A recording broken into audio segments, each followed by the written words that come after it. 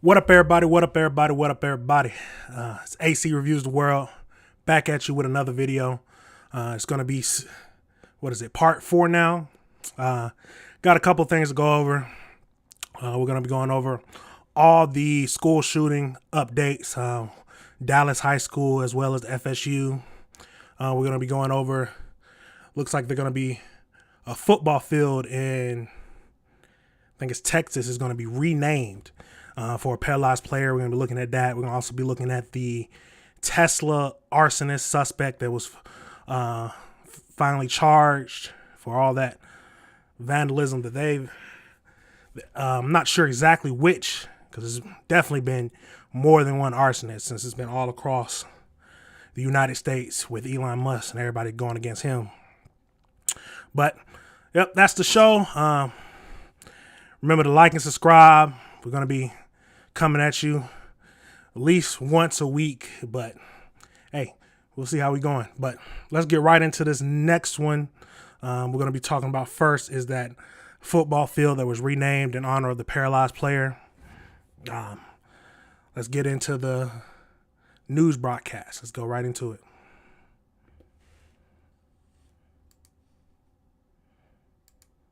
North Dallas football field will be named in honor of a student who was paralyzed during the game.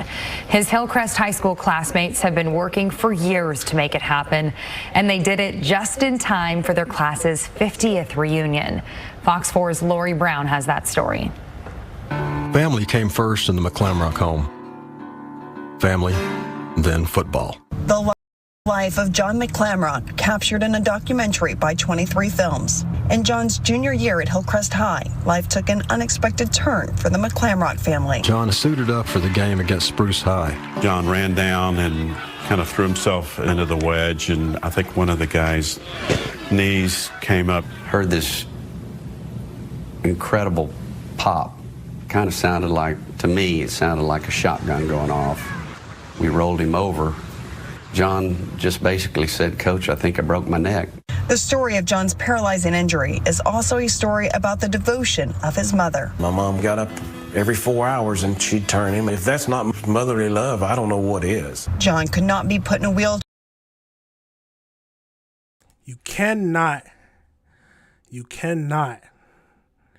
dismiss a mother's love for their child. They will go, especially good mothers. There's some bad, a lot of bad, well, I don't know if it's a lot, but there's bad mothers out there. But the good ones, they will go up and beyond for their child. If paralyzed, doesn't matter. They're going to, every single second, they're going to be devoting their life to them. And it's the good mothers out there. The good fathers do the same thing. But is football too dangerous? I mean, I'm a big man, so I definitely was playing football as a younger. But the first time I got hurt, I think it was a shoulder stinger in high school, and I was like, I barely even watched football on TV, so I was done.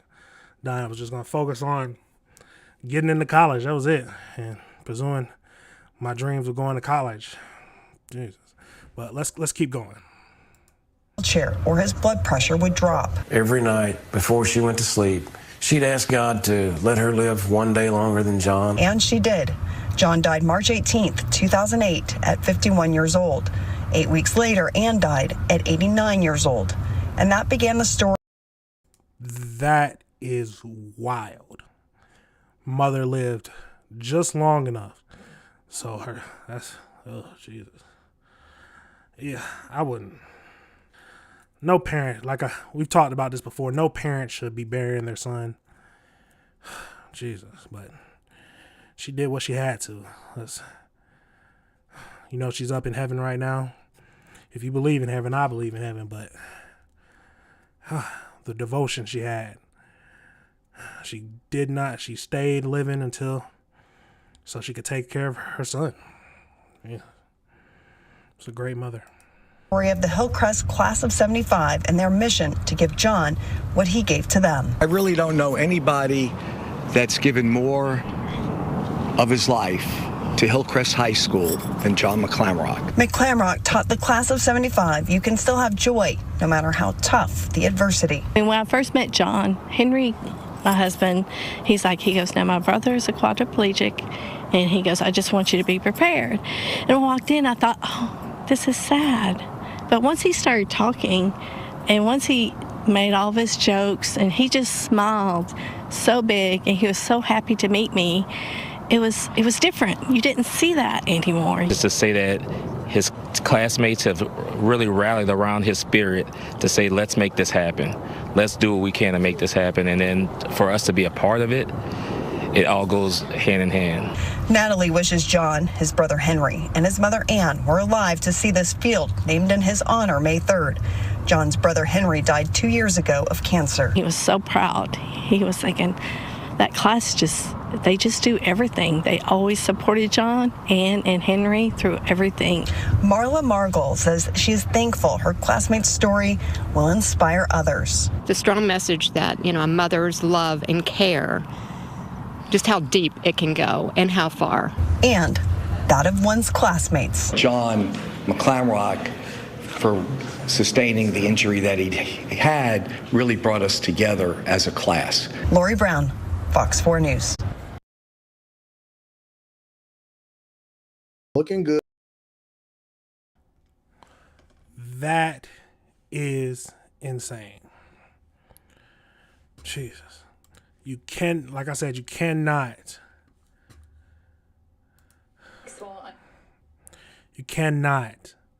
dismiss how much a mother loves her son.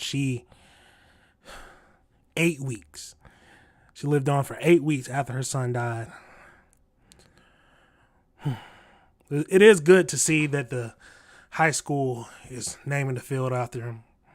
I can't imagine being in high school playing a normal football game, and the next thing you know,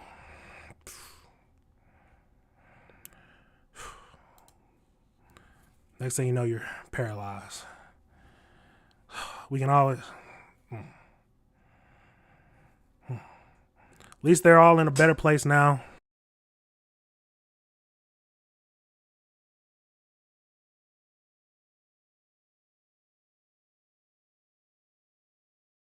The mother, she's up there with her sons.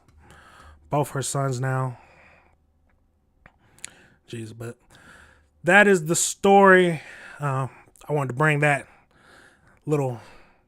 so much happening right now with all the school shootings, and that we need to talk about something, because it's a joyous occasion that they're doing this, renaming the field for the paralyzed kid, paralyzed man.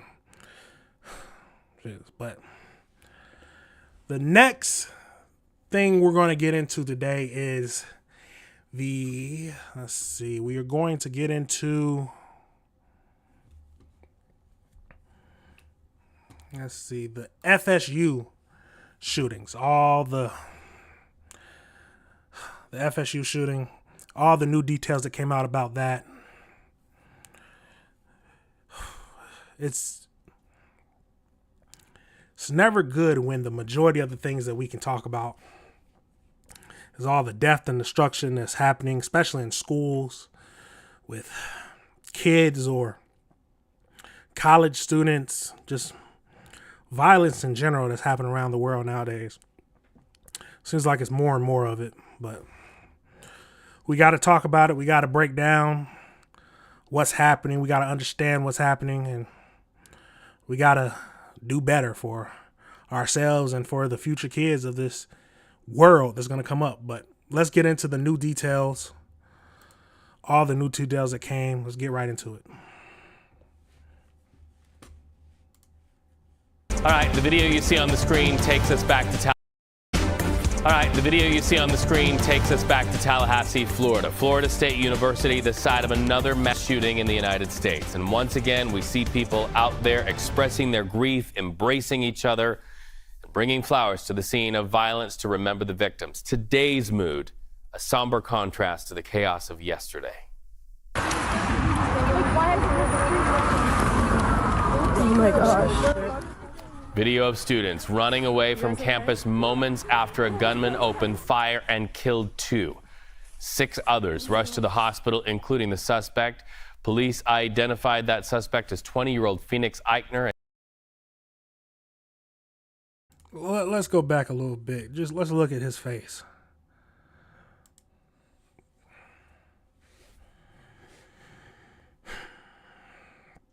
What could be going through the mind of someone who would shoot up a college?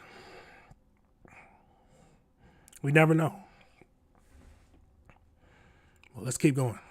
Identified that suspect as 20-year-old Phoenix Eichner, an FSU student and the stepson of a sheriff's deputy of Tallahassee's home county. Authorities said the weapon he used in the shooting was his stepmother's former service weapon, which she now apparently owns as a personal handgun. Earlier today, CBS News' Gayle King spoke to a Florida State University student who was on campus yesterday during that shooting, who was also a survivor of the Parkland shooting back in 2018. In that case, 17 people died. Here's a little bit of that interview. I would imagine, Stephanie, that you never thought that this could happen to you again. Yeah, I mean, I never thought it would happen to me for the first time. And here we are, and unfortunately, this is America for you. These actually were the doors that I came out of yesterday. We had the music playing pretty loudly, so unfortunately, we didn't hear anything, which we were lucky that some of my students looked out of the glass doors and saw everybody. Being a part or witnessing 2 deadly shootings, I can't imagine what is going through your mind. There's first time it happens, but then the second, geez, I don't know if it's the area. I don't know. Jesus, this says the 2018 Parkland shooting. Jesus, if it's the area, I got to move away from the area. This is being a part of 2 is outrageous. 1 is already too much, but being a part of 2 of them, Jesus.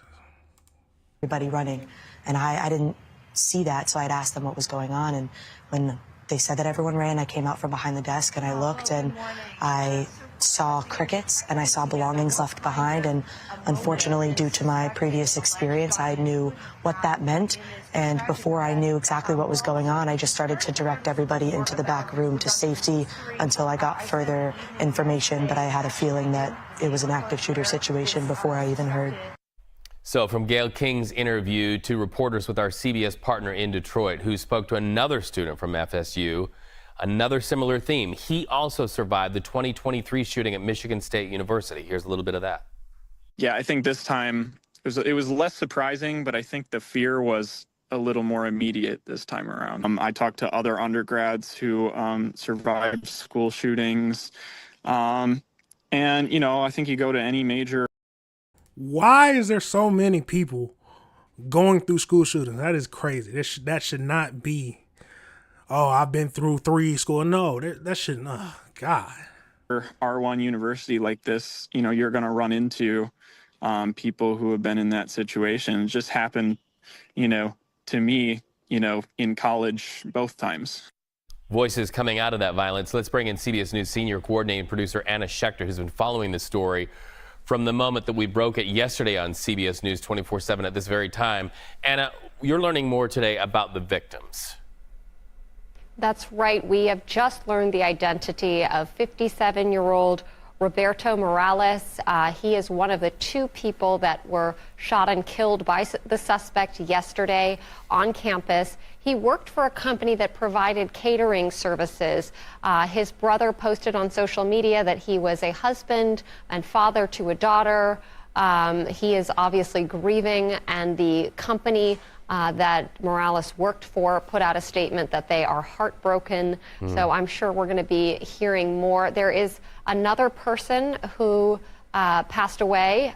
We learned that yesterday. We still are waiting on any information about that individual. And the 6 who were injured have been improving, the hospital tells us. But we're still waiting on more information about all of them being released from the hospital. That has not yet happened. So through all this, we need to make sure that we keep the victims, their family, everybody who was there, all that trauma. We need to keep everybody in our prayers. It's going to be a lot of trauma to deal with. People are going to need to make sure they get therapy and they deal with everything so they can get back to some kind of normal life. It's going to be very hard, especially for the family who has lost people who are injured, constantly thinking about that. But you have to go through your process, grieve, and you got to put one foot in front of the other and just walk forward. Let's keep going into this. Sobering to see the police tape and now the flowers once again in our country. Anna, the news of just where this gun came from caused you to dig a little bit deeper and look at Florida's gun laws. What did you learn? Well, Florida has pretty loose gun laws, and we knew that before this morning. But interestingly, recently, Florida has there's been a push in the state to actually roll back a law that was enacted after the Parkland shooting that made it more difficult for young people to purchase firearms. That does not apply in this case because the suspect obtained the handgun that he used to shoot all the victims with from his stepmom, who he lived with. He was known as her son. She referred to him as her son, but she was his stepmom. She is his stepmother. She's a sheriff's deputy of 18 years. This was her department-issued firearm that was retired, and so she purchased it. So it was in her own personal possession. It belonged to her personally when she was issued a new handgun by the department. And so we are still trying to find out if he took it without her knowledge. Did she give it to him? Exactly what happened that led to him in his state, in his mental state. Now, I highly doubt that the mother would have given her son the handgun. But we cannot rule anything out during an investigation. Now, she mentioned gun laws, very loose gun laws. And you can't make this up to gun laws. If a person is going to commit a crime, they will find a way to get a gun. There are states that have very strict gun laws and also have very high crime with guns. You can't chalk it up to the gun laws. It's all about the individual person. Let's keep getting into it. Being able to take the gun, go to the university campus and carry out this act. We're also still looking at motive. We're still looking at kind of what led to this downward spiral that led to him actually carrying out the act. Reed? Yeah, where was his mind to commit such violence as police have alleged? So, Anna, let's listen to part of an interview between our Major Garrett and the vice chair of the Democratic National Committee, David Hogg. For our viewers who don't remember, Mr. Hogg survived the deadly 2018 Parkland, Florida high school shooting. Let's listen.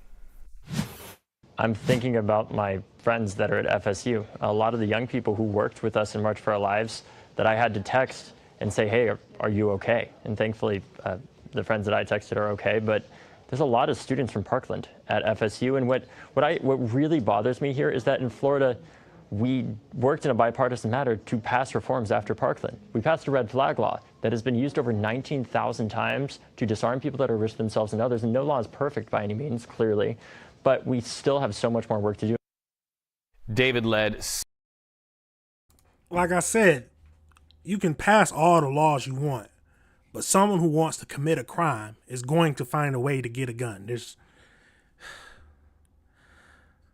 I don't know what we should do, but all I know I can do is I can protect myself and my families, get trained on how to protect yourself, and thank God every day that something didn't jump off. Jesus. so many students to march in the weeks and months after that, and also led efforts where that legislation is concerned. You know, in the weeks after the 2018 Stoneman Douglas school shooting, to his point, Florida passed those wide-ranging gun control legislative items. But now there's a renewed push, we understand, Anna, to cut one of the restrictions that came out of that law. What can you tell us? That's exactly right. In fact, it even passed in the House, the Florida State House, that would repeal the sort of regulations barring young people under the age of 21 from purchasing both handguns and long guns. That it did not pass in the Senate, but you have seen this momentum across the country, really, and specifically in the state of Florida, to repeal and pull back gun laws that had been enacted, particularly during the Biden administration and even in prior administrations, to try to create a safer environment on campuses across the country and just in other places where people gather. Reed? Talking laws while those who grieve gather today, mindful of those lost and those who are still recovering in hospital. Anna Schechter, CBS News senior coordinating producer, we thank you for that information. Well, President Donald Trump offered condolences and spoke briefly about the shooting, but when asked if he would take a look at gun laws in light of the violence yesterday, here's what he had to say. He said his job is to protect the Second Amendment. Watch. Look, I'm a big advocate of the Second Amendment. I have been from the beginning. I protected it.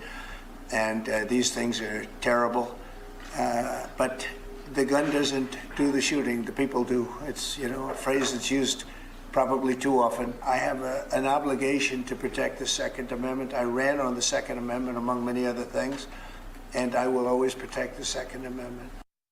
For more.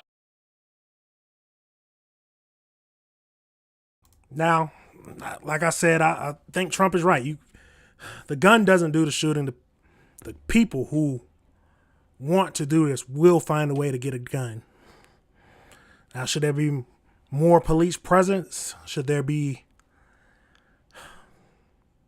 I don't know what there should be, but I don't think making it harder for law-abiding citizens to get the guns when they need them and have the ability to use them in times of distress or times of when your life is in danger, making it harder is not the option.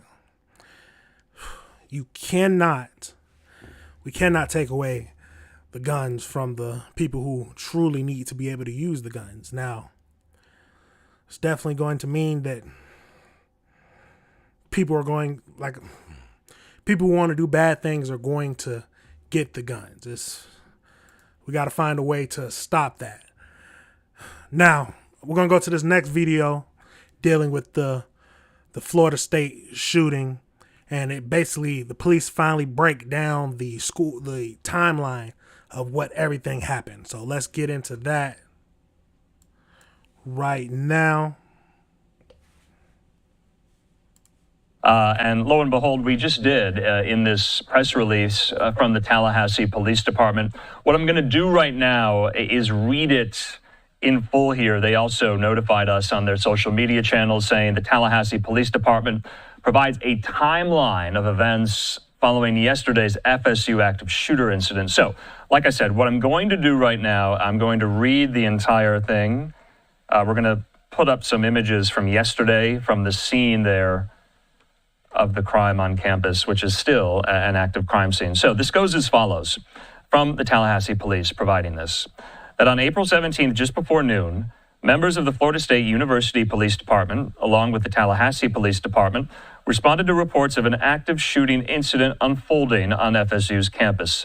A multi-agency response at the local, state, and federal level immediately ensued.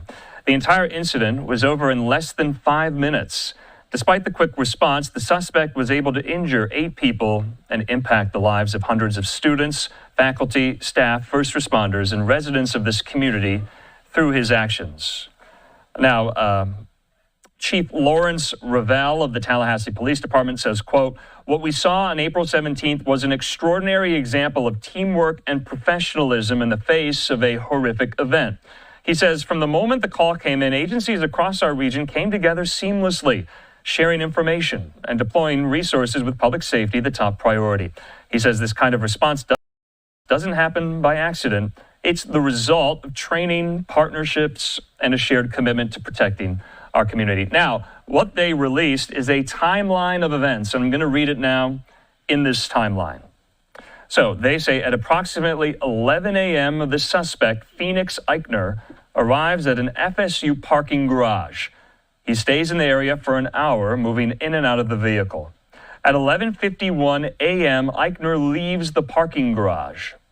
Now, between 11:56 and 11:57, the first shot is fired. Eichner walks in and out of buildings and green spaces, firing a handgun. By 11:58 a.m., multiple 911 calls report a male actively shooting on campus, simultaneous to a police response by nearby officers. At 12 p.m. at noon, the suspect is shot by responding officers and taken into custody. So that was a very brief timeline provided by the Tallahassee Police Department just minutes ago. And as you can see, this whole thing was wrapped up in about an hour. The scene was secure, but the suspect there got on campus around 11 in the morning. And by noon, the suspect was shot by officers responding and taken into custody. So, they said he didn't get out of his car until what, 11:51? And was shot by 12. It's a good response time, but police are never going to be faster than the suspect when he starts doing stuff. All we can do is increase police presence, get more people to work for the police. I definitely do not think you should defund the police. Police do an amazing job.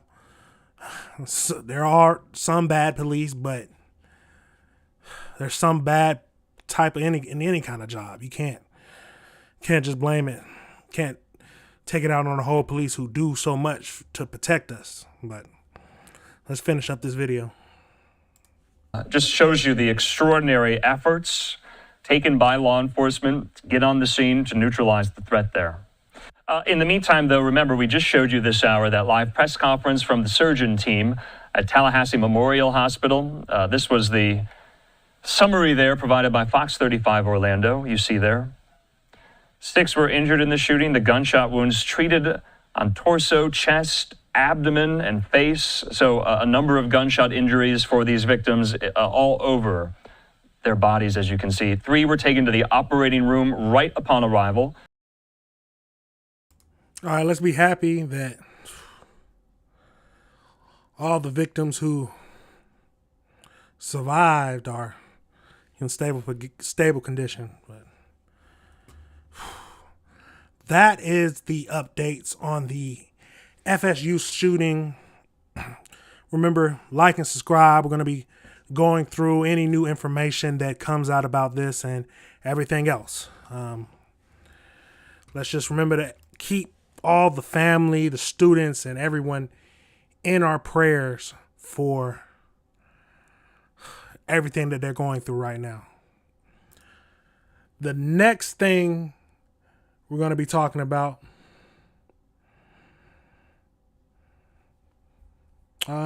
let's see, the next thing we're going to be talking, matter of fact, we got one more video we're going to look at for the FSU stuff. A survivor talks about, 23-year-old FSU survivor talks about how she needed to play dead after being shot. It's horrible to listen. It's horrible to think about, but we have to listen to it so we can understand everything that's going through it. Let's get right into it.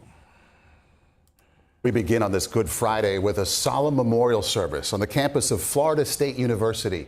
Thousands turned out to honor the 2 people who were killed and 6 others wounded in yesterday's mass shooting. Mourners hugged and held flowers and candles in somber tribute. We've learned the men killed were 45-year-old Tiro Chaba, a father and executive for the campus food vendor, and 57-year-old Robert Morales, a high school football. Like I said, remember these people and keep their names in our hearts while we pray for their family. No one deserves to go through this. Let's keep going.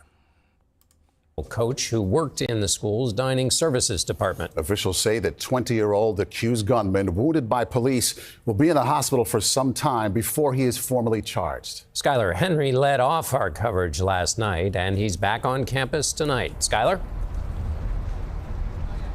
John, Maurice, good evening to the both of you. After speaking to one of the students on campus, she told me that she was heartbroken but happy to see that the students and faculty here at Florida State University were coming together. Happening behind me, hundreds of those who were at that afternoon vigil are here paying their respects at a makeshift memorial in the heart of campus. It's a community coming together, trying to figure out exactly why this happened. And tonight, for the first time, we're hearing from one of the victims. We met 23-year-old Madison Askins in her hospital bed. The graduate student was among those wounded in yesterday's attack at Florida State University. The minute I got shot, I remember my parents telling me, I just need to play dead. So I released all the muscles in my body. I closed my eyes, I held my breath, I did everything I could to look like I was dead, because I didn't want him to shoot me again, God forbid it. While laying on the ground. It's crazy that that's something we need to teach our kids, to play dead after being shot at school. Jesus. Askins said the shooter was so close she could hear him talking to himself while reloading his gun. It was just calm. Like it was just it literally said, yeah, keep running. Eventually, police showed up and were able to put pressure on her wound. The minute that lovely officer touched me was the minute I opened my eyes. Askins is one of 5 people hospitalized after 20-year-old FSU student Phoenix Eichner opened fire Thursday. 2 people were killed. Go, go, go, run. Anne Marie Campbell was inside the school's student union when shots rang out. She started to run, but in the wrong direction. As I was running, I look over and I see a guy holding a gun. You say you saw him with the gun? Yes, I did. Did you see his face? I saw that he was pale, he had dark brown hair. At that point, I was like, oh, I'm within 10 feet of a person with a gun. Campbell barricaded herself inside a nearby building. She hid in a closet with other students for 30 minutes until the police came. I just did my best to get to shelter, and then once I was in shelter, to keep everyone together, safe, hidden, quiet. Skylar, we could really feel the intensity there of the moment. Police are saying the shooter used his mother's old service weapon. So we have any idea what's going on with her? Yeah, the Leon County Sheriff's Office, Maurice, says that Jessica Eichner, an 18-year veteran with the Sheriff's Office, serving 18 years on the force as a sheriff's deputy, requested to be placed on personal leave. They are conducting their own internal investigation. As of now, they say that no violations have taken place as it relates to how she stored or whether she perhaps gave that service weapon to Phoenix. That is crazy. Jesus, that's crazy. I'm going to say this very often, but we need to make sure we keep the victims who died during this tragedy in our minds. Let me go ahead and pull up their faces one more time so we can.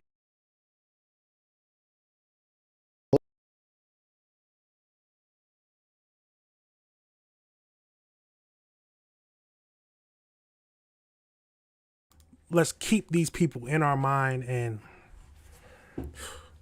pray for their family. Let's pray for their family. I'm going to say this a lot. No one should have to be going through this. No one. But now that is it for the FSU shooting. We're going to keep going, finding new information, learning more, and we're going to keep everyone updated on what is happening. The next thing we're going to get into is the Dallas high school shooting.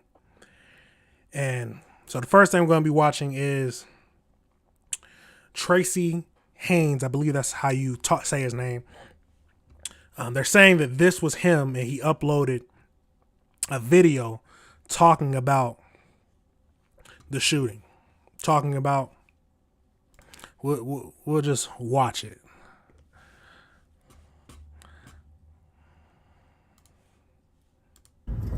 I love all my peoples, man. They told me he was gonna me. All these was gonna. Look what happened. I love my Aunt Sandra. I love behind this camera. I love Yana. I love my nieces and nephews. All of them. I want everybody to know I love them. People named that I didn't name, trust me, I love you. I can't think right now, but I love y'all. This is my last time fuck around be seeing y'all. Last time. Emotions running crazy. Talking about this is the last time I'm gonna see y'all. If this is him, he was ready to crash out. Jesus. I'm talking to y'all, excuse my language, but I love y'all. I know I was wrong for what I did, but I didn't want to do it, but I had to do it. I'll be damned if one of us get buried again. I'm tired of us getting buried and nobody doing about it. My mama gone, my granny gone, everybody gone that I love. So I can't go. I can't go. I'd rather y'all see me like this, locked up, than y'all see me in the ground. Real and I know that's really what y'all, come on now. I know y'all don't want to see me. Come on now. What? But I know that's not what y'all want me to do. So let's be for real, y'all. I love y'all. All right.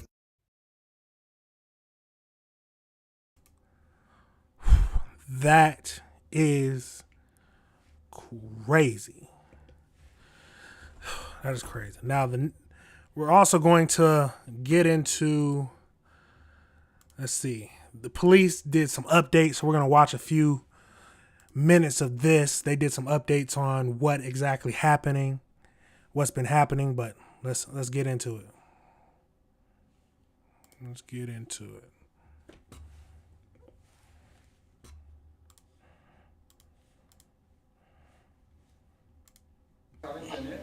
Mándeme. Sí, señor. Yes. So what they asked was, is the student that opened the door facing criminal charges? That student did violate code of conduct of our handbook, so he will face administrative penalties. But that is also incorporated in our criminal. So right now they're talking about, if I understand everything correctly, that a student opened the door to let him in to the campus. So that's what they're talking about right now. Investigation, and we'll determine if there will be criminal charges. One right here, back there, green shirt. You mentioned we were here a year ago talking about an incident at this same high school, and the superintendent said we're going to do everything to make sure this doesn't happen again. Now that So a year ago, a shooting happened at this same high school. The exact same high school. What would you say to parents who don't trust their students will be safe at this school? Well, first of all, we recognize that feeling. We understand. But second, we've been working on these protocols continuously. It's not ever stale, right? What you will see different is, as we continue through the school year, is more police and security. We're increasing staffing. We're also adding school leadership. But in the meantime, that's the front end. We want them to be assured that we are keeping it safe.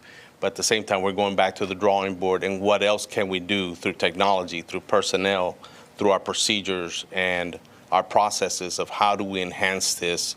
Plus, the other part is we have a large student body there. How do we incorporate them better in the safety and security? I'll give you an example. We just recognized the fourth grader 10 days ago or maybe 2 weeks ago for recognizing at another school that somebody was trying to come in through the back door. A fourth grader recognizing this person shouldn't be allowed in and goes tells an adult. Here we have somebody much older, and I get it, it's the teenage ways of thinking, but we have to keep emphasizing that we're all responsible for that safety. I'm gonna go right here. I'm going right here, and then green shirt. Mándeme. Algunos dicen que no quieren regresar el miércoles. ¿Usted puede garantizar que la seguridad en las escuelas del Distrito Escolar de Dallas es la adecuada? Y doctora, una pregunta para usted también. Padres de familia indicaron que no fueron notificados de lo que ocurría en la escuela. ¿Cuál es el protocolo de notificación para los padres? Yeah, so sí, vamos a garantir que vamos a estar ahí y proteger la escuela. Porque ahorita estamos en el medio de testing. Y queremos que sepan los padres y los estudiantes, que van a estar, la seguridad está ahí. como le digo, ahorita estamos haciendo todo lo que podemos antes de esto y también ahorita y después. Green. Yeah, we've obviously already invested in metal detectors. This is another incident similar to one where shooters are getting in through side doors. I mean, how do we prevent this from happening? This could have been a lot worse. Absolutely. I can tell you that there are metal detectors there, but we don't allow intake there, right? We've even talked about putting sensors on the doors. Can you remove the handles from the outside of the doors? But there's a fire code, and that's a balance. And we've run into that with DFR inspections to ensure that there's an ability, if we have a fire alarm happen or an actual fire, they have to be able to get out. You have to, the fire code, yes, you have to pay attention to that. The main thing I see, the best thing and the most surefire way to prevent or stop this kind of situation from happening again is more police presence. That's pretty much the only way. You can do all you want, do your checks, but if someone wants to get into the building, they're going to find a way to get into the building. We need more presence of officers, resource officers, someone who can be at the schools, but that takes money that the schools don't have. So what can we do? Give me your ideas in the comments. Talk about what some of the things that you think would be best to stop school shootings. All these school shootings happening. What are some of the best methods to prevent this from happening again? Or is there a method at all? But let's keep going into the video. Out. We can't go back to the days of chaining those doors and nobody can get out, nobody can get in. And that's the balance that we're facing. After Santa Fe, I'm gonna go right here. We've already gotten to you. I'll be here and white, and Yes, we'll try ma'am. to circle back. Yeah. After last year's shooting, Superintendent Elizalde pointed out the vulnerabilities of the many doors in the school, and so that you would work with the school to identify those and conduct an after-action review. What were the results of that review? And did anything change? Well, again, those doors remain locked. I can tell you, without getting way too deep into it, for safety and security, our maintenance staff conduct sweeps of those doors to ensure they're locked. We actually get penalties from the state, or at least through their audits, if they find that a door is not closing properly. Our police and security conduct those sweeps as well. Our staff are constantly monitoring those doors. We have outside patrols when we have our patrol officers coming through. So those protocols are in place. And then now again, can we be there 24/7? No, we cannot, or through the entire school day.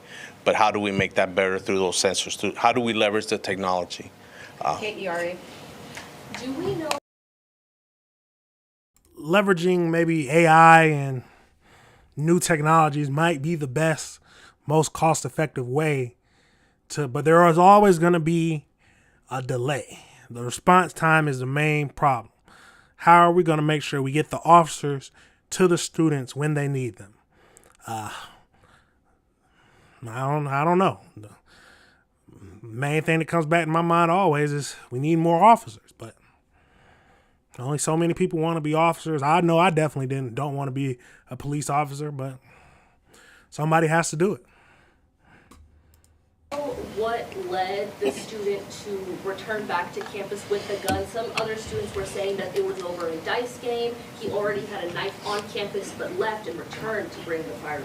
They playing dice in school? We don't have that information as to the why, the motivation, right? We do believe there's a dispute taking place. Obviously, there's social media that he posted articulating his thoughts, and we are looking into that. Okay, so that was what we watched. But to officially tell you the why, we don't have that at this point.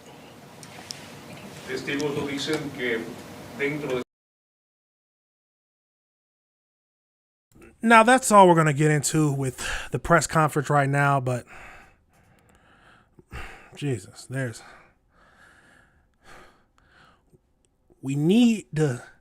all comes down to we need to teach our kids to control their emotions, but not to react. I don't know what this young man was going through. I don't know what was in his mind. We had a little bit where he was talking about him going through, we can't have this happen, to keep letting this happen to us. What was he talking about? Now we're going to keep going and finding more information. When they release more information about this, we will bring it up and we will talk about it. The next thing we're going to get into is my man, Anton Daniels. He talked about a video. He's reviewing a video where he talks about this woman cheated on her husband with his best friend, and then God forgave me. It's crazy. I don't know what he's gonna say, but if you've seen Anton Daniels, and he's gonna say some crazy things. But let's get into it. Ladies, look, I mean, I get it. I was that girl that was like, they're not out there. I'm just going to settle for this. Dude, my husband proved them all wrong. Mm-hmm. And I would say too, you're just scared. Mm-hmm. Ladies, you're just scared. You're scared, to be honest. You're scared that if you stop hunting, if you stop looking, that the Lord is not going to provide. And he might say your whole life is to be single. You know, that might actually be his call for your life, but more likely it is to be married. And he is faithful and his timing is perfect and he wants you to trust him. Yeah. And so, you know, in some cases, I feel like in my case, my husband was used by the Lord to take me to my end. And so meeting him was not really what I wanted. I wasn't looking, but it's because I wanted to play, you see. So that was different. And Lord, I wish that more people took the whole, you know, I'm going to be serious about life serious. You know, and that doesn't mean that you don't have to necessarily be looking for a husband or looking for a wife. But a lot of times people are getting caught up in mess, and then ultimately they get with a person. And sometimes you even ruin that person's life. And this goes for both men and women. You can ruin a person's life by you participating with somebody when you're not serious and they are about life. They may not necessarily be looking for you, but then you start to integrate yourself into something that somebody else has going on. You know that you're not qualified to be with that person, but you allow for them to play a role in your life, and then ultimately you do them the disservice. And I don't like that, right? He's absolutely right. There are some times when a person will come into your life and you have a goal and a path that you're trying to follow, but then that person, just from them being in there and them not taking it seriously, they can take you off of that path, especially a partner, someone you want to think to try to build a life with and spend the rest of your life with, which what most people want when they think of marriage is to spend your rest of your life with someone. But then they're not taking it seriously, and then it shakes you off the path that you are trying to get to and the goal that you're trying to reach. It's a line where you have to figure out if being with them is truly helping what you're trying to do. Because that's the main thing. We're trying to make sure that you being with someone or being married to someone does not just messes up the path or the goals that you have and you want to accomplish in life. But let's keep going and hear what Anton has to say. Genuinely don't like that. And I want to see where she's going with this.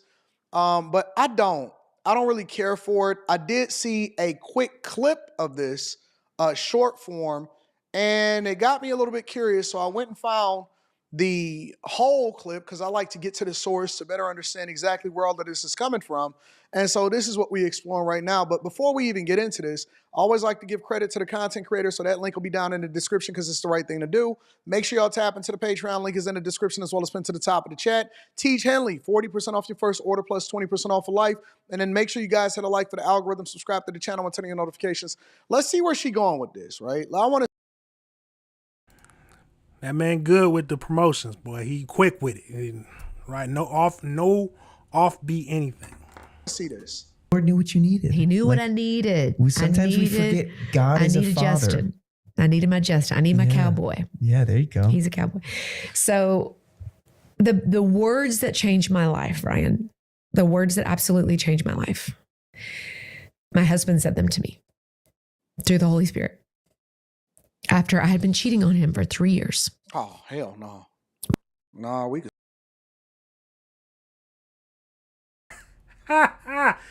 Oh my God. Cheating on him for 3 years? He's about to say, I forgive you.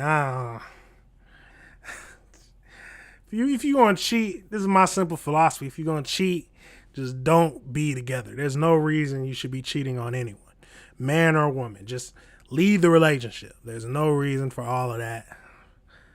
Jesus. Just stop this right now. We could stop this right now. No, dog.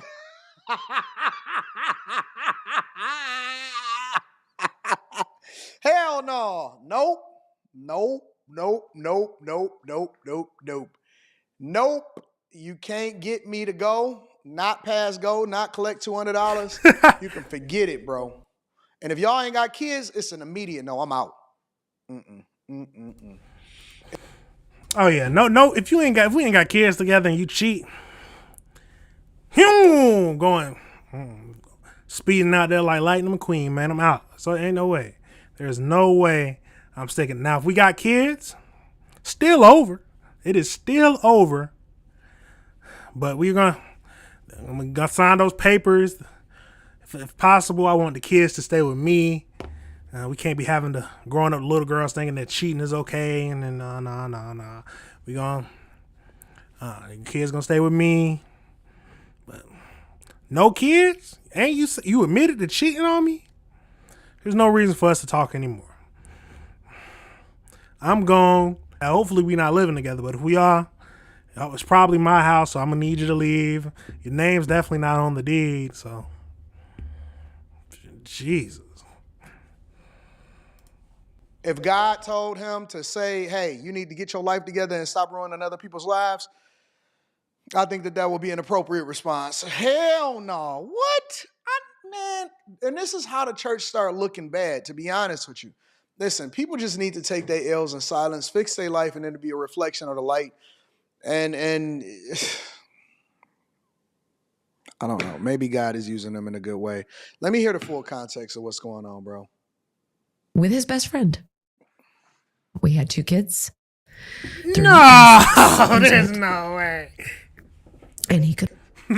There's no. Oh my God. I completely forgot that the whole title of this was cheating with your husband's best friend. That's great. Nah.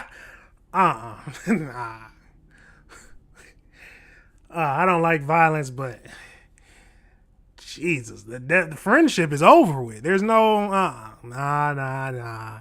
You liable to catch a fade too. We can say that I'm definitely I promise you nothing else will happen. But the farthest I will go is we gotta put the little fisticuffs together. There's no fight, and then never hear from me again. Jesus. Could have walked away. Should have walked away. Could have. And when all this came out, look, you see Anton lean back there. He's lost. When all of this came out, he looked at me and listen, a good therapist knows your feelings are valid and you can feel all of those things. He was mad. He was hurt.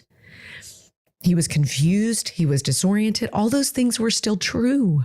None of that was underscored or not a part of his experience. But what was also a part of his experience, because he had been submitting and surrendering to the Lord so faithfully for so long, was he literally looked at me, and all I expected him to do was exactly what every man had done in my life, my dad, all these other men, was to leave. And instead, he looked at me and he said, Casey, I don't know how to not love you.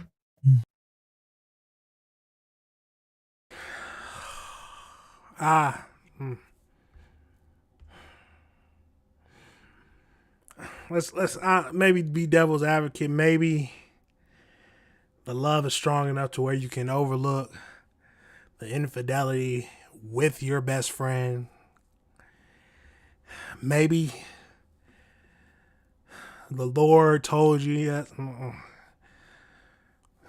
I don't know. That I could. I'm gone. That's no.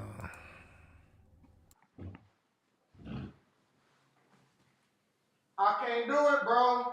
No. This man left. He left the camera. That's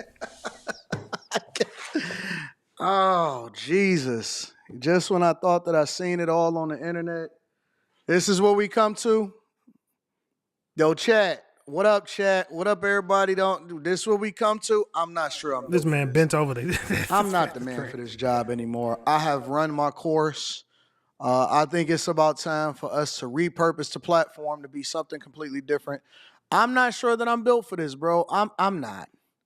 I'm not qualified to give y'all advice because I don't want to lead y'all down the path, because I'm going to tell you to do something completely different than what she probably telling you, and God wants you to surrender, right? God wants you to be there for a person that's been with their best friend with kids for the last 3 years, and he been busting it open, and I mean busting it open. Let me paint this picture for y'all. Busting it open. And I love the Lord. I love the Lord. And I mean busting it open. For 3 years, listen, for 3 years, she was 3 years? Oh, my God. 3 years sleeping with your best friend? Putting it everywhere except for and that's your best. 3 years and your best friend was busting your wife open. It's crazy. Busting your wife open. Crazy. Friend, God, why hast thou forsaken thee?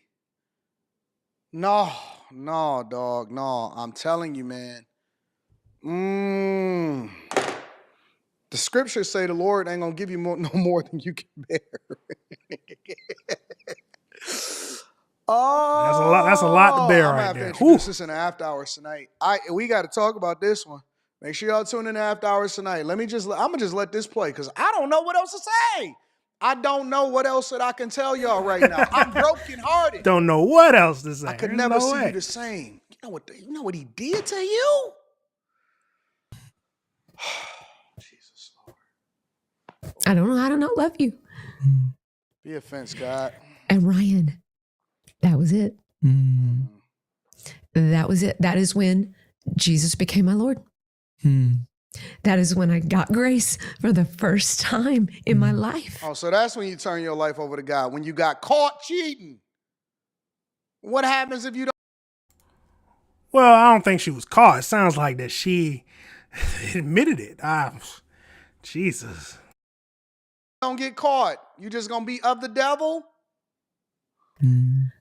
I realized that is what Jesus had been saying to me. You can turn your life over to God by yourself at that point.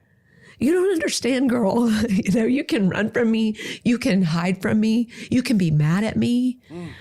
You can do all these things. And the reality is, I don't know how to not love you. Yeah. I am here to love you. I wonder if the host is just as flabbergasted about this as me. The word was spoken and creation. See, every time I look at you, I'm going to be thinking, you had them in your mouth. See, I'm going to be, some crazy things are going to go to my mind every time I look at you. I can't even look at you. My best friend? That's on a whole different level. You just sleeping with a stranger. My best friend, the boy you see all the time, he's definitely going to be at my crib. There's no, oh my God. Was a breath of the Lord. And in that breath, I knew your name. And I knew when you would be put on this planet, and I knew what your storyline would be. And I mean, it's just Jesus is pursuing us from eternity. He was born to pursue us. He doesn't know anything else. And in that moment, my husband gave me that picture. And if he were here, he would tell you that is not what he felt. Isn't that beautiful? No, ain't nothing pretty. I hope one of your listeners just soaks that in right now. Hey, this is like a bad testimony service. If anybody has ever been raised in a church, specifically a Pentecostal church, and you get that one person, that one visitor that overshares just a little too much, it's like, I hear you, but I'm not really sure that we on the same page right now. It's a little different than what I was expecting for it to be. Their reality and their truth, like, that is for you. He does not know how to not love you. So whatever you've done, whatever you're doing, whatever you will do, it's going to take some time, but I promise you, I'm going to learn how to not love you. There is no way. I'm going to learn how to not love you. I promise you.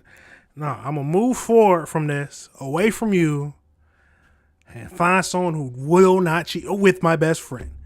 Well, the new best friend I make. Oh, jeez. his love is not compromised. You're going to wake up then tomorrow and he's going to come after you. Dude, I want to serve that God. I don't think that the host is feeling her the way that she thinks. The host is definitely not feeling what she's saying. Well, I mean, he might be, but I'll be looking shocked if she just said that. Flabbergasted. I want to speak to the husband. Let me talk to the husband and see what else going through his mind. That she cooking right now. I think he kind of left the kitchen. He just kind of watching from the outside.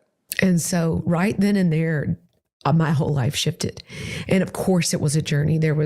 Everything shifted. I mean, it was a mess. It was a messy, small town in Texas mess where everybody knew or thought they knew everything, you know. They knew. And we had to move towns. We had to start over. You mean to tell me you cheat and we got to move? Everybody knows, so I got to move away from the people I know for nothing I did. But I mean, he loves her, so he did what he had to do. And my goodness, what a journey it's been moving from this story's getting worse and worse. I believe in you to I believe you. Listen, I'm going to put it right there. I can't, bro. I just can't take no more. This is not a reflection of the church. I do not put this at God's feet. Maybe this is her testimony. Maybe I got some more growing to do. But I am not built to withstand such horrendous things. Make sure you guys tap into the Patreon. I would not. Same thing with Anton. I would not put this this is something that this is not you can't put this on the church. This is Jesus. Sounds to me that God put her in his life to make him stronger and deal with the heartache so that he can find his one true. I do not think that God put her in his life so that he could forgive her for cheating on him with the best friend so they can live happily ever after. It's just me. I don't think that God would have done that, but that is crazy.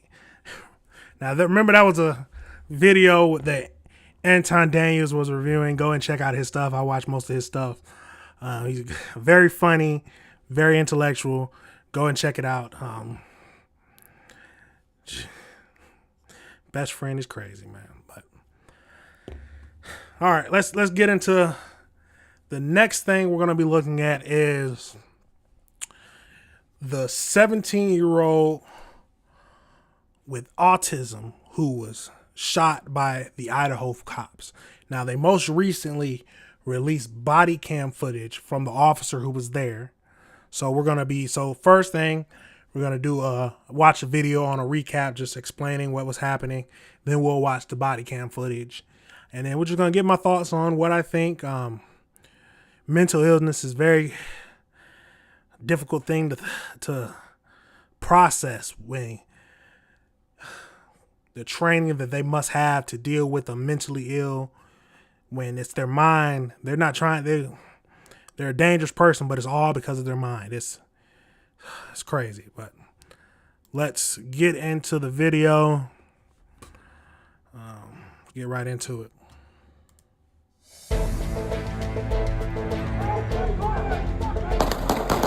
A 17-year-old boy has reportedly died after being shot by police in Idaho. Video of the altercation was captured by a witness. Reports say Victor Perez was taken off life support after he was declared brain dead. Witnesses say he appeared intoxicated and had a knife when he was approached by police, who shot him 9 times in his grandfather's backyard. His aunt told CBS News the teen had autism, cerebral palsy, and intellectual disabilities. So we were trying to find a way to take the knife out of his hand. A neighbor who witnessed the teen wielding the knife called police. Male with a knife got hit in the head with a log by other male. Male is now on the ground, but he's trying to stop the other 2. Pocatello police officers responded, but when Perez seemed to charge at them with a knife, they opened fire. The chief says officers aren't always able to de-escalate a situation. In situations like this, officers must make decisions in seconds. They assess threats, not just to themselves, but to those nearby. In this case, 2 individuals were within a few feet of an armed, non-compliant individual. The risk was immediate and the situation rapidly evolving. He says investigations into the incident are being conducted by a task force made up of independent agencies as well as internally. CBS reports the officers involved have been placed on paid administrative leave. Now the family is warning others. Be careful with the kids they have, or people who have autism. Probably not all officers know how to deal with somebody with a mental crisis. For Inside. Now that is crazy to think about. The officers are going to have to put the safety of themselves and the other people around in consideration. And when a kid runs out with you with a knife, I don't know what they expected to happen. I don't know. Now let's look at the body cam footage of the officers. Let's get into that.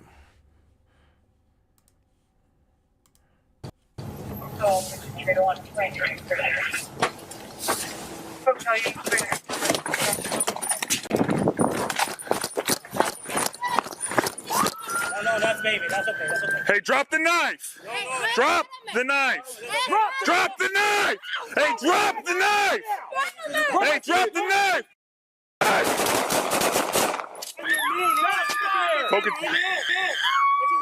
Drop the knife.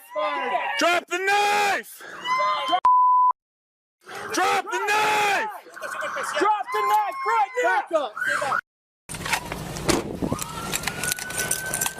Drop the knife.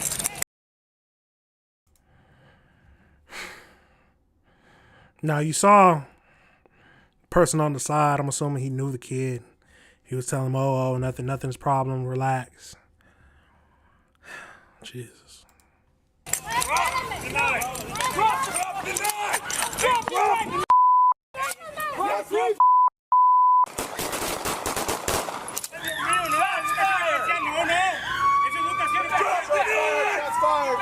the knife!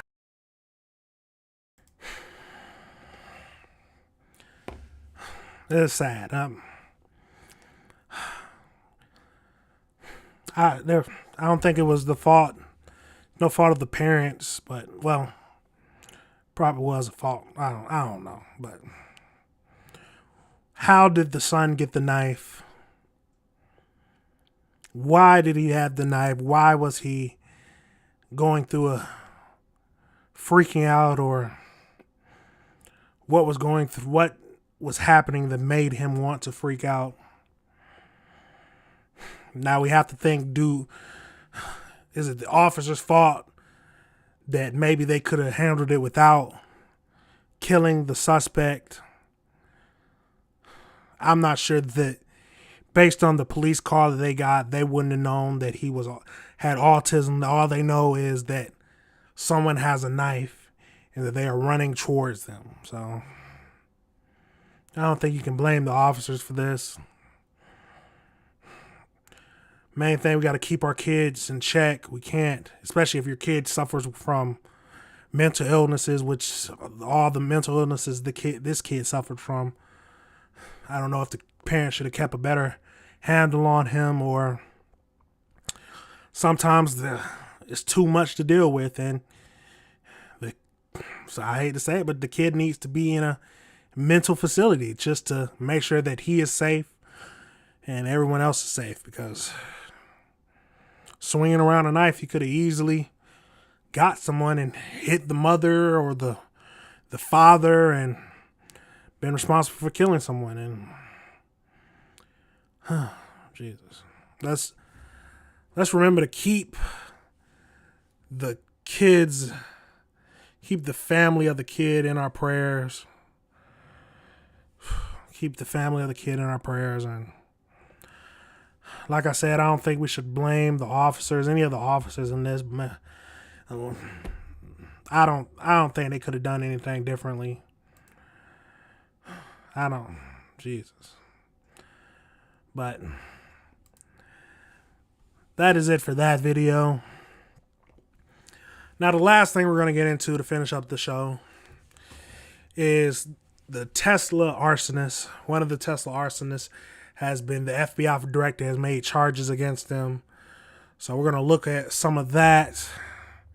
The main thing I want to say about the Tesla arsonist, I understand everybody's upset about Doge looking for the waste, and then some people say, oh, they're not looking for waste.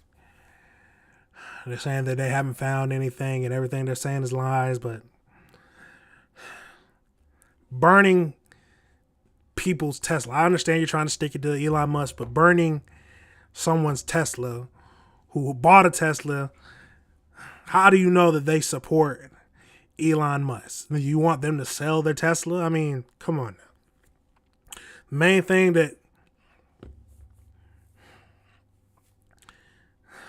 Jesus, but let's get into hearing about this. Breaking news right now as federal authorities arrest a suspect in the arson at a South Kansas City Tesla dealership. The suspect, a 19-year-old man who lives in Parkville but attends college in Boston. We're also learning throwing your life away to burn down a Tesla. It's not going to affect Elon Musk at all. The insurance company is going to handle it, and you just threw away your life as a college student. There's Jesus. Just how authorities tracked him down over the past month. Fox 4's Jacob Sloan continues our coverage live near the Tesla Center in South Kansas City. Police, what are they telling you, Jacob? Well, the FBI says that Owen McIntyre used 2 Molotov cocktails and destroyed more than $200,000 worth of equipment here at the Tesla Center, including 2 Tesla Cybertrucks. Those documents continue to say that McIntyre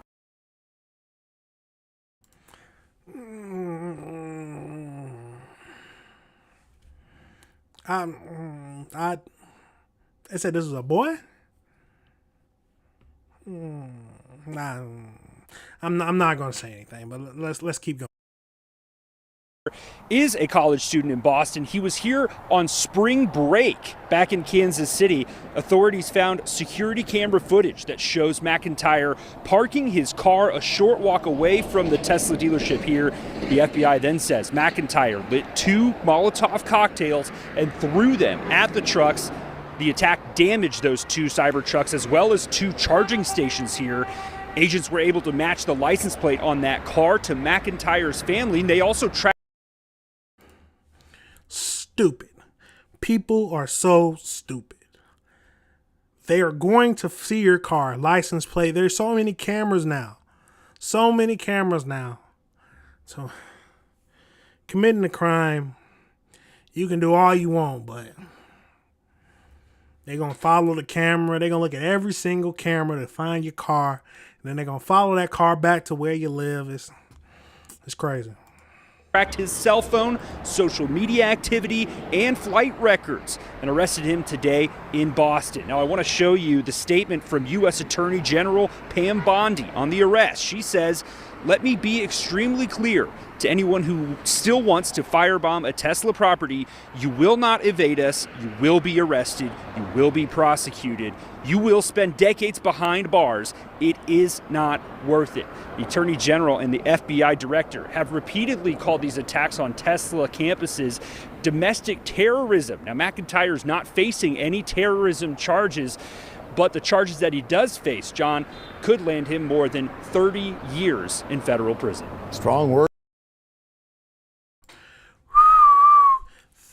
30 years. It could land you. You just threw away your life.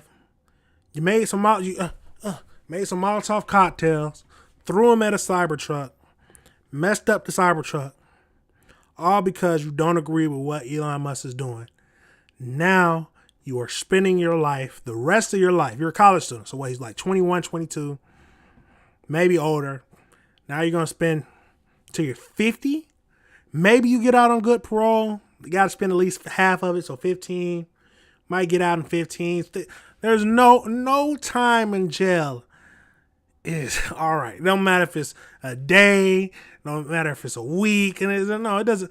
1 hour in jail is too much. Too much for me. But let's get into the next video we're going to be looking at. It looks like that some camera footage was used, surveillance footage to help, or woman's surveillance footage was used to help find the Tesla fire suspect. Let's get into it.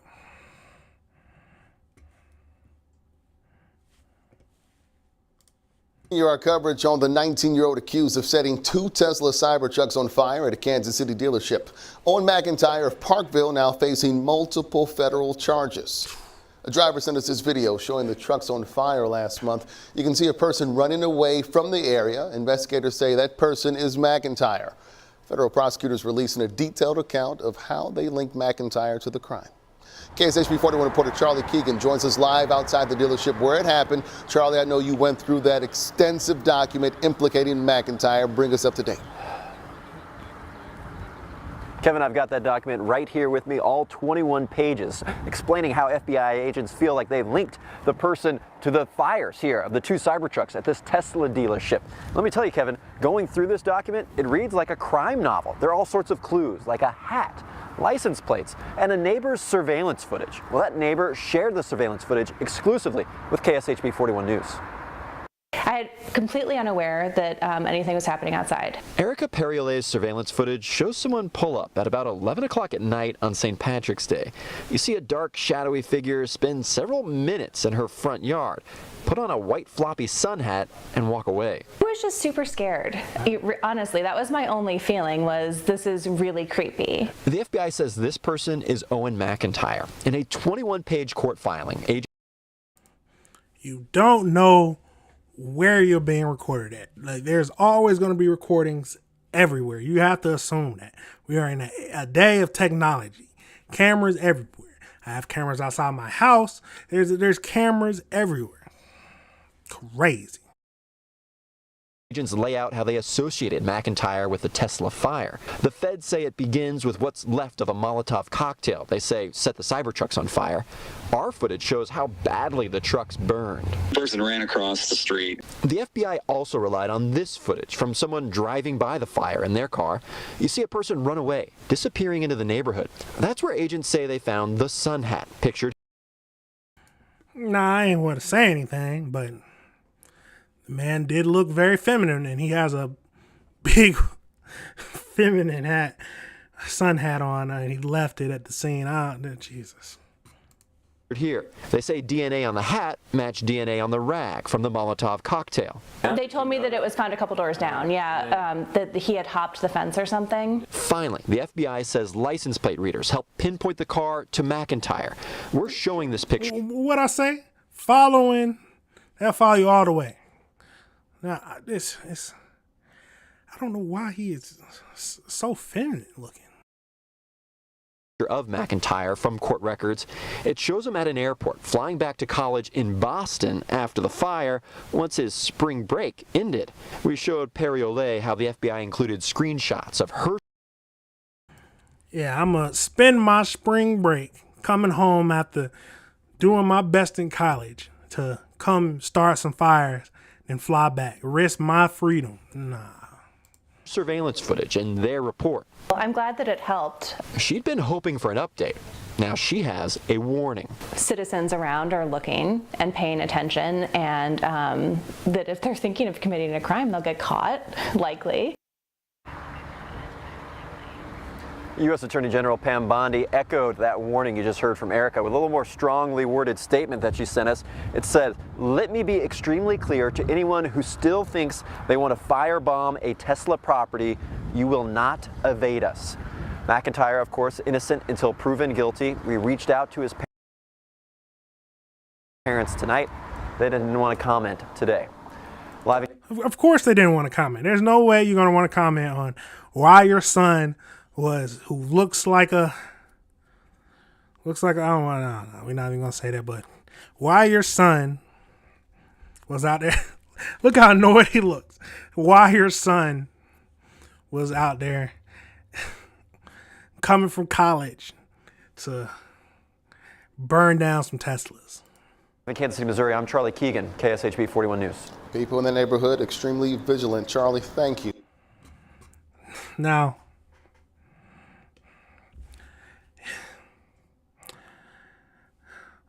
let's stop doing stupid things. There's too much stupid things that are happening. Too many people are trying to use violence to solve when they disagree with something. We need to get away from. We need to learn how to handle our anger and our aggression over a situation in different matters than resorting to violence. But that is the show. Thank you for watching. Thank you for one of these days, and hopefully soon I'm gonna start planning these live, so we're gonna have a schedule down, but most of the time it's just when I feel like going live, when I'm available. But everybody, remember, this is AC Reviews the World.